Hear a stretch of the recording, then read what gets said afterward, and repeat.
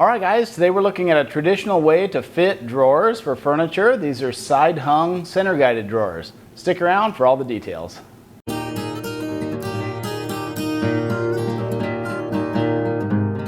So this is an old Gustav Stickley method of hanging drawers for any kind of a furniture project, cabinet or nightstand. And it's really in contrast to another style, which is a piston fit drawer. And that just relies on having the tolerances so tight with guides that everything just kind of works smoothly for a time. But of course, with solid wood projects, once you have seasonal movement, then you get binding. And so you have to continue to sand and fit and lubricate the drawers to get a smooth operation. And with these side hung and center guided drawers, we don't have that problem. There's actually a 1/16 inch gap all the way around the drawer front. So it does look nice and carefully fitted, but you're not going to run into any binding from seasonal movement. Well, let's take a closer look at the slides and track that you'll need to install the drawer. So I just lacquered this assembled drawer box, and I never like to get lacquer into my side tracks. And that's just, you'd think lacquer would actually help the sliding action, but it doesn't. If you get lacquer in there, it'll actually make your drawers sticky initially. So you want to just keep that raw wood. This will be oak on the sides in this case.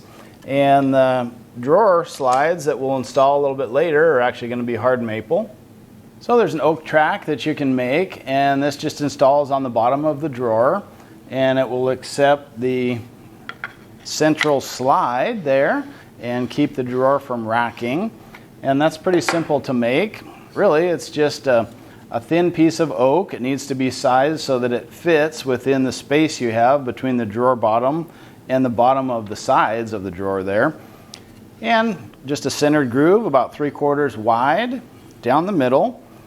It's pre-drilled on one end, and that'll serve as an attachment point at the back of the drawer. And then on the front, it actually just has a simple tongue milled there, and that'll fit into a shallow mortise that we've cut before the drawer was assembled. And putting it in couldn't be any simpler. It's just a friction fit. Press it into the mortise, and it fits into this notch in the back of the drawer and secured with 2 screws. And that's what will give us the track for this center slide and keep everything tracking straight and avoid any racking. And let's look at this little drawer stop that you might install on this type of drawer. Now normally we would just use a turn button as a drawer stop, but with this particular piece of furniture we couldn't do that, so we made this springboard style stop. And the idea here is there's just a slightly angled block of wood along with a tab. It kind of looks like a tongue depressor, about 1 inch wide, a little less than 1/8 of an inch thick. And the idea is as you slide the drawer in, that will catch on the framework of your piece of furniture. So it won't allow the drawer to come out too far, but if you just reach under the desk, press the tab down, it'll easily let you slide the drawer out for maintenance, or if you want to access the secret compartment in the back of the drawer. Let's take a look at the slides you'll need to install into the piece of furniture to make this sort of drawer work. This is actually a small server that I made for Woodworker's Journal. It's a Gustav Stickley style piece of furniture.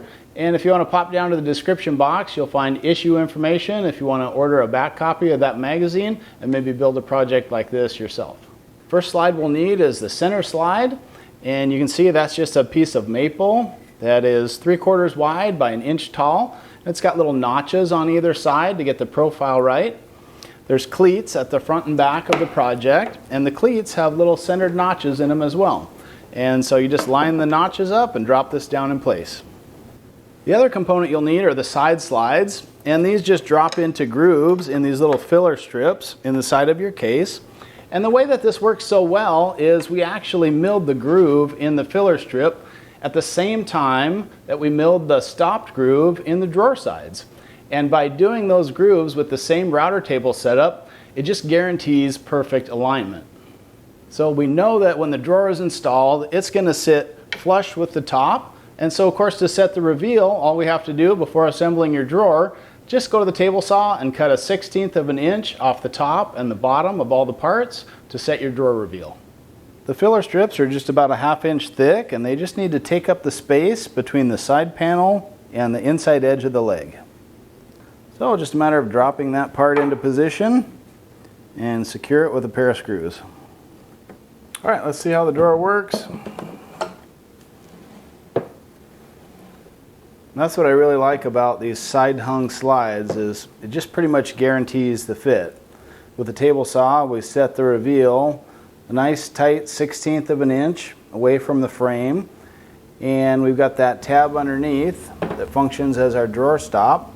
It also conveniently hides this secret compartment. So if you want to access that, you just reach under the drawer, push the little tab, and you can easily slide the drawer all the way out.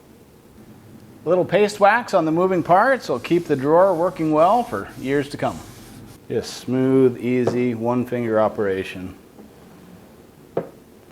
Alright guys, thanks for watching. There's a really quick and reliable way to fit your side hung and center guided drawers. Once you get a chance to try this technique, I bet it's one you come back to time and time again. Hey, thanks for watching. We'll see you on the next one.